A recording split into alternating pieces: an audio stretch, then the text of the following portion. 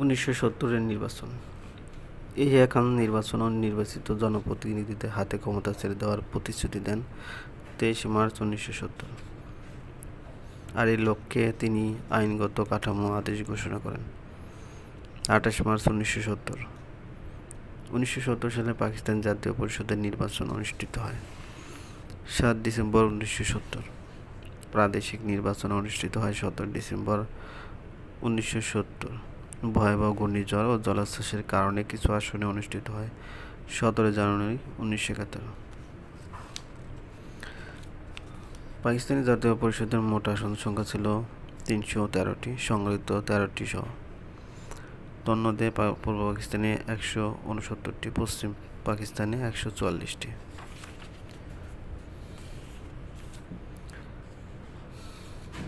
7 মার্চের ভাষণ। বঙ্গবন্ধু 1971 সালে 7 মার্চের ভাষণের সময়কালে পূর্ব পাকিস্তান চলছিল অসহযোগ আন্দোলন। বঙ্গবন্ধু শেখ মুজিবুর রহমান 7 মার্চে ঐতিহাসিক ভাষণ প্রদান করেন রেসকোর্স ময়দানে, বর্তমানে সোহরাওয়ার্দী উদ্যান।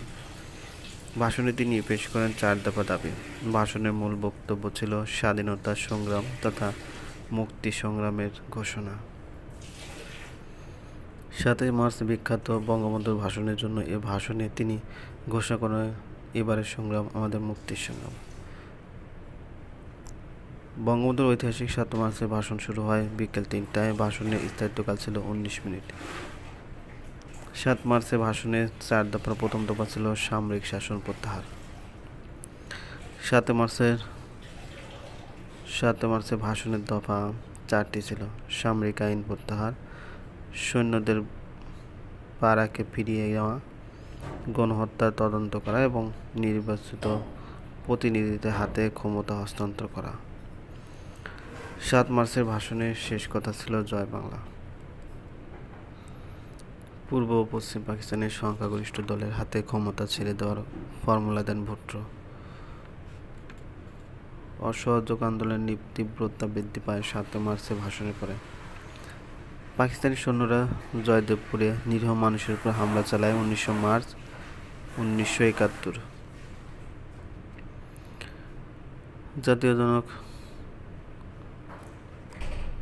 বঙ্গবন্ধু স্বাধীনতা ঘোষণা করেন 25 মার্চ রাত্রি 12টার পর, অর্থাৎ 26 মার্চ প্রথম প্রহরে। এই ঘোষণার মধ্যে দিয়ে শুরু হয় বাংলাদেশের মুক্তিযুদ্ধ। স্বাধীনতার ঘোষক জাতির জনক বঙ্গবন্ধু শেখ মুজিবুর রহমান। বঙ্গবন্ধুর স্বাধীনতা ঘোষণাটি বিবিসির প্রভাতী অধিবেশনে প্রচারিত হয় 26 মার্চ। 26 মার্চ 1971 বঙ্গবন্ধু স্বাধীনতার ঘোষণা জারি করেন। ওয়্যারলেসের মাধ্যমে বঙ্গবন্ধু জারি করা মূল ঘোষণাটি ছিল ইংরেজিতে।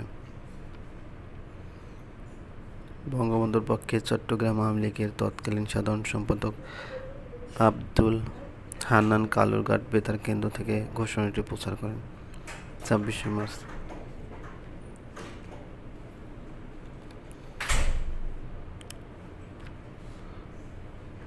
বঙ্গবন্ধুর পক্ষে চট্টগ্রাম আওয়ামী লীগের তৎকালীন সাধারণ সম্পাদক আব্দুল হান্নান কালুরঘাট বেতার কেন্দ্র থেকে ঘোষণাটি প্রচার করেন। স্বাধীন বাংলা বেতার কেন্দ্র প্রথম প্রচার শুরু করে কালুরঘাট থেকে। মেজর জিয়াউর রহমান বঙ্গবন্ধুর পক্ষে পুনরায় স্বাধীনতার ঘোষণা পাঠ করেন 27 মার্চ সন্ধ্যায়। বাংলাদেশের জাতীয় দিবস বা স্বাধীনতা দিবস 26 মার্চকে স্বাধীনতা দিবস ঘোষণা করা হয় 1980 সালে।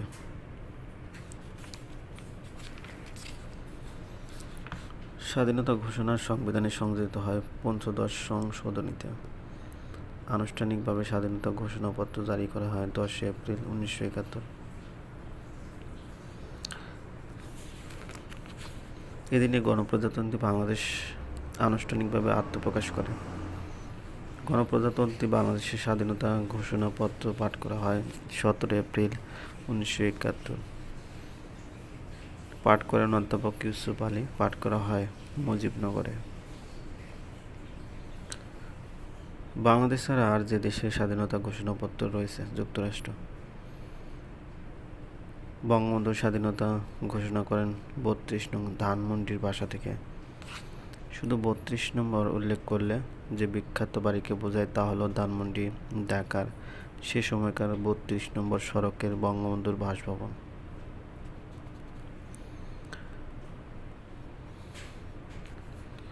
স্বাধীনতার ঘোষণার বাংলা অনুবাদ। ইহাই হইতো আমার শেষ বার্তা। আজ হইতে বাংলাদেশ স্বাধীন। আমি বাংলাদেশের জনগণকে আহ্বান জানাইতেছি যে যেখানে আছো, যার যা কিছু আছে তাই নিয়ে রুখে দাঁড়াও। সর্বশক্তি দিয়ে হানাদার বাহিনীকে প্রতিরোধ করো। পাকিস্তানি দখলদার বাহিনীর শেষ সৈন্যটিকে বাংলার মাটি হইতে বিতাড়িত না করা পর্যন্ত এবং চূড়ান্ত বিজয় অর্জন না করা পর্যন্ত লড়াই চালিয়ে যাবে।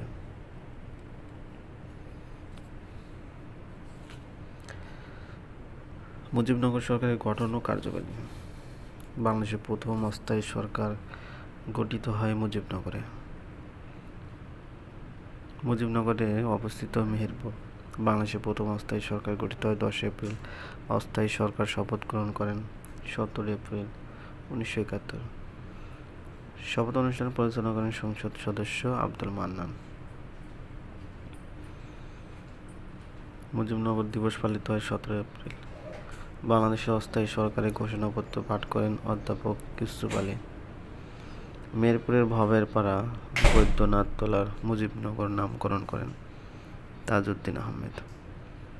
মুজিবনগর সরকারের মন্ত্রণালয় বা বিভাগ ছিল 12টি, যথা প্রতিরক্ষা, পররাষ্ট্র, অর্থ, শিল্প, বাণিজ্য, মন্ত্রিপরিষদ সচিবালয়, সাধারণ প্রশাসন, স্বাস্থ্য কল্যাণ বিভাগ, ত্রাণ ও পুনর্বাসন বিভাগ, প্রকৌশল বিভাগ, পরিকল্পনা কমিশন, যুব অভ্যর্থনা শিবিরের নিয়ন্ত্রণ বোর্ড। মুজিবনগর সরকারের রাষ্ট্রপতিকে আনুষ্ঠানিক ঘাট অফ অনার প্রদান করে। পুলিশ ও আনসার নেতৃত্ব দেন তৎকালীন চুয়াডাঙ্গার sub divisional police officer Syed Mahbub Rahman Bir Protik.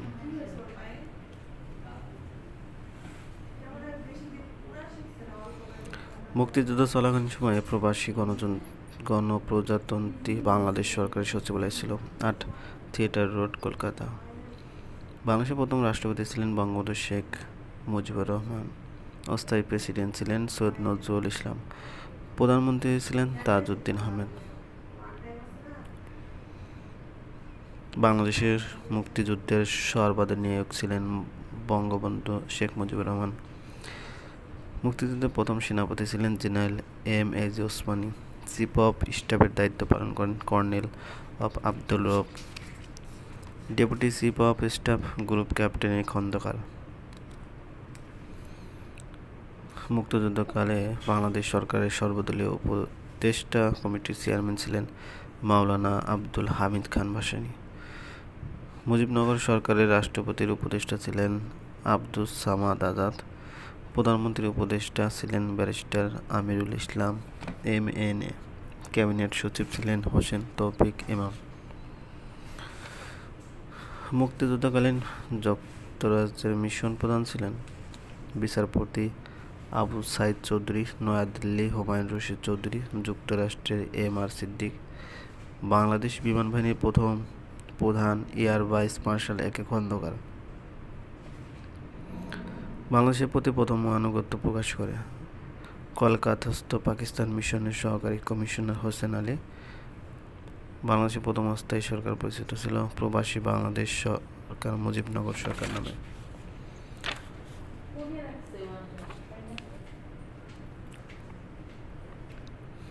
মুক্তিযুদ্ধ বৃহৎ শক্তিবর্গের ভূমিকা। বাংলাদেশের মুক্তিযুদ্ধের সময় বিশ্বব্যাপী বিরাজমান ছিল স্নায়ুযুদ্ধ, ঠান্ডা লড়াই। বিশ্ব ছিল দুই ব্লকে বিভক্ত, মার্কিন নেতৃত্বাধীন গণতান্ত্রিক ব্লক ও সোভিয়েত ইউনিয়নের নেতৃত্বাধীন সমাজতান্ত্রিক ব্লক। বাংলাদেশের মুক্তিযুদ্ধের পক্ষে অবস্থান নিয়েছিল সমাজতান্ত্রিক ব্লক, সোভিয়েত ইউনিয়ন, ভারত অধিকাংশ সমাজতান্ত্রিক দেশ। বাংলাদেশের বিপক্ষে ছিল মার্কিন যুক্তরাষ্ট্র ও চীন।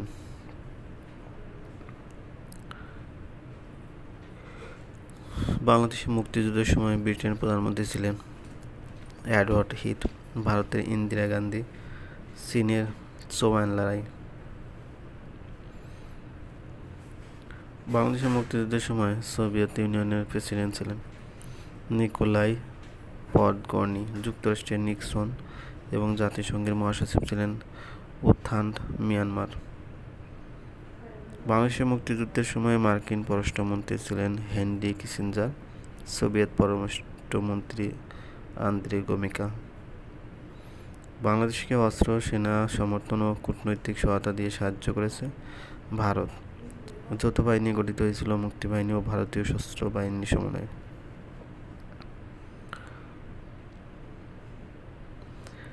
মুক্তিযুদ্ধে বাংলাদেশ ও ভারতের সমন্বয়ে যৌথ বাহিনী গঠিত হয় 21 নভেম্বর 1971। যৌথ বাহিনীর কমান্ডার ছিলেন জেনারেল জগজিৎ সিং অরোরা। মুক্তিযুদ্ধের বিপক্ষে যুক্তরাষ্ট্র যে নৌবহর প্রেরণ করেছিল, সপ্তম নৌবহর এন্টারপ্রাইজ, প্রশান্ত মহাসাগরে যুক্তরাষ্ট্রের সপ্তম নৌবহরের সদর দপ্তর। ইউকোসুক সপ্তম নৌবহর যাত্রা শুরু করেছিল ভিয়েতনামের টংকিং উপসাগরে থেকে।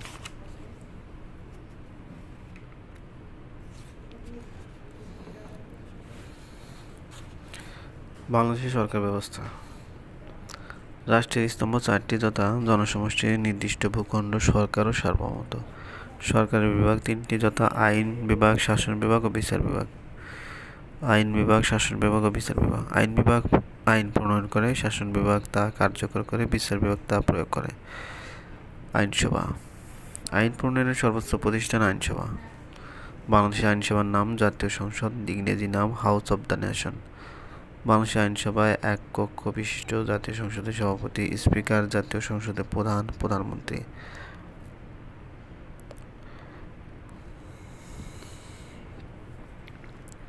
জাতীয় সংসদের অধিবেশন আহ্বান করেন রাষ্ট্রপতি। যে কোনো দেশের সংবিধান রচনা করে আইনসভা।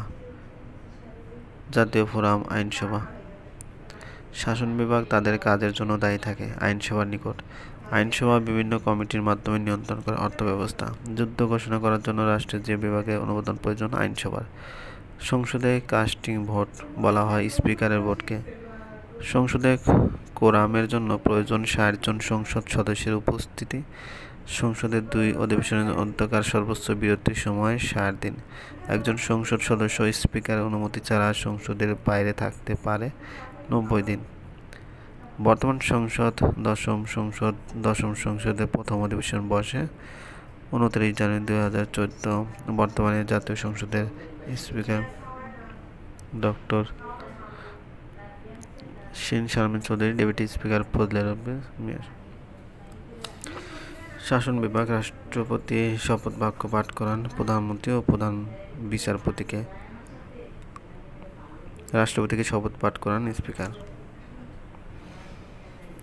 রাষ্ট্রপতি ও প্রধানমন্ত্রীর পরামর্শ ব্যতীত সম্পাদন করতে পারেন প্রধানমন্ত্রী ও প্রধান বিচারপতির নিয়োগ। অন্য সব কাজে তাকে গ্রহণ করতে হয় প্রধানমন্ত্রীর পরামর্শ। বাংলাদেশের বর্তমান প্রধানমন্ত্রী শেখ হাসিনা।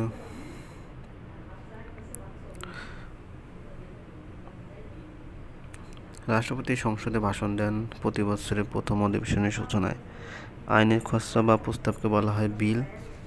রাষ্ট্রপতির সুপারিশ ব্যতীত সংসদে উত্থাপন করা যায় না অর্থ বিল।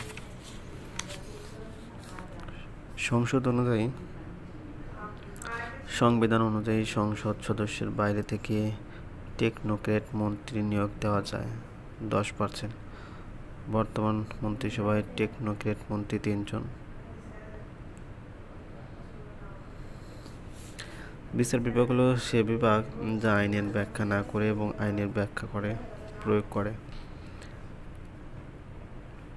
বাংলাদেশের বিচার বিভাগীয় সর্বোচ্চ প্রতিষ্ঠান সুপ্রিম কোর্ট। সুপ্রিম কোর্ট গঠিত হয় আপিল বিভাগ ও হাইকোর্ট বিভাগ নিয়ে। বাংলাদেশের বিচার বিভাগের সর্বোচ্চ প্রতিষ্ঠান সুপ্রিম কোর্ট। সুপ্রিম কোর্ট গঠিত হয় আপিল বিভাগ ও হাইকোর্ট বিভাগ নিয়ে। কোর্ট অফ রেকর্ড বলা হয় সুপ্রিম কোর্টকে। বাংলাদেশের সংবিধানের 94 নং অনুচ্ছেদে সুপ্রিম কোর্ট গঠনের কথা উল্লেখ আছে। সংবিধানের 95 নং অনুচ্ছেদ অনুযায়ী প্রধান বিচারপতিকে নিয়োগ দেন রাষ্ট্রপতি। সংবিধান অনুযায়ী বিচারপতিগণ স্বীয় পদে বহাল থাকবেন 67 বছর বয়স পর্যন্ত। বাংলাদেশের প্রথম প্রধান বিচারপতি